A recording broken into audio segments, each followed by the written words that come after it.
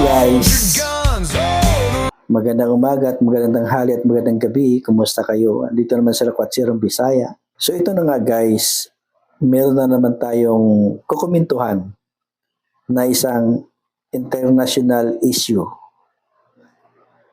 na kung saan ay pinag-usapan ngayon sa mundo ng social media at sa mundo ng mainstream media. Itong ang pag-assassinate kay Charlie Kirk na isang conservative political commentator sa Amerika. Hindi ka panipaniwala at talagang hindi natin lubos maisip. Dahil sa kanyang stand sa politika, hindi malabo guys na magkaroon talaga siya ng kaaway sa politika. Lalo na yung mga left-leaning. Kasi ang pinopromote niya is right-wing policy.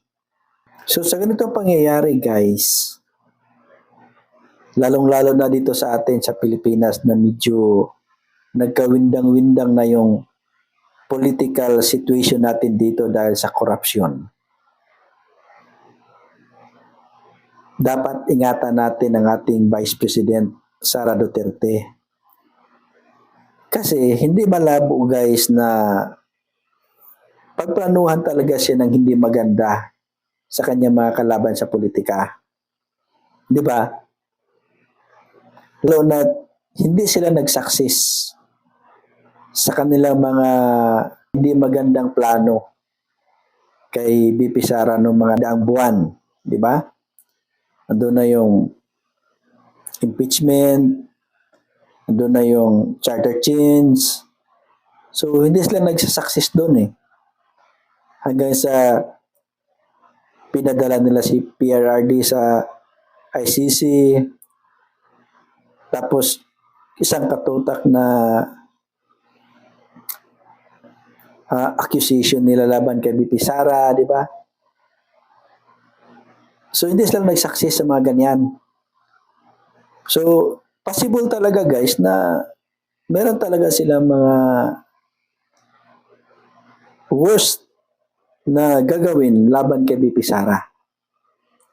Kaya, sa lahat ng mga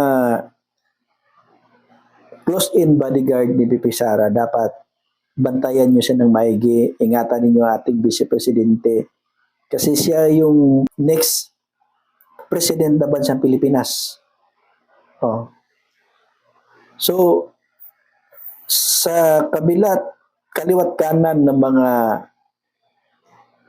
gulo sa iba't ibang bansa, assassination, riot sa Indonesia at saka sa Nepal, di ba?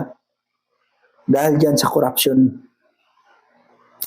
So itong dito sa atin sa Pilipinas, malapit na, kaunti na lang. Kaunti na lang. Puputok at puputok ito. Di ba? Kaya, ingatan ninyo si BP Sara Duterte. Alalahanin ninyo, hindi lang political or personalities ang kalaban ni BP Sara. Marami din siyang kalaban ng mga NPA or mga left-leaning, di ba? Nagiging vice chairman siya ng TFL-CAC na kung saan ang layunin noon is burahin ang mga NPA sa lipunan. So, very important ang inyong role kay BP Sara na protektahan ang ating mahal na Vice Presidente. At sa ating mga solid Duterte supporters, kailangan magiging mapagmatsyag tayo lahat ng mga sitwasyon, no? Lalo na ngayon na ang Kamara medyo nagkaroon na sila ng may mga individual na tumiwalag sa kanilang party. So meron tayong papanoorin guys na isang bagitong congressman ng Cavite. Ito si Barsaga. Well, I believe that if anyone should be investigated, the first person to be investigated is House Speaker Martin Romualdez. Bakit po? Because he's now Speaker. I have some personal knowledge. I will not be elaborating that yet. But I'd like for Speaker Romualdez to also be involved in the DPWH hearings. Sir, hindi nyo naman talaga sinusuportan yung speakership ni Speaker Martin. Napilitan lang kayong iboto siya dahil NUP pa kayo noon. Tama po ba? Yes, that's correct. Saying na involved po Speaker Martin Romualdez sa mga anomal yung projects may hand. I'm saying that it's very unlikely for the Speaker to have no involvement in such a large issue. Talking about the alleged insertions or yung mga kickback from alleged commission. I mean, everything's under the Speaker. Would me possessing evidence make a difference? If the Speaker were to have evidence presented against him in the DPWH hearing, would anything happen to him or would he still walk away free with a warning? See, this is what's going to happen. No matter what form of evidence we show to the public, there's gonna be no results. It will be the same no matter what. That's the sort of justice system we have in our country. But right now, I don't believe that justice can be found within the DPWH hearings. And I don't think that any of the big players or the big beneficiaries of any stolen funds will be facing justice.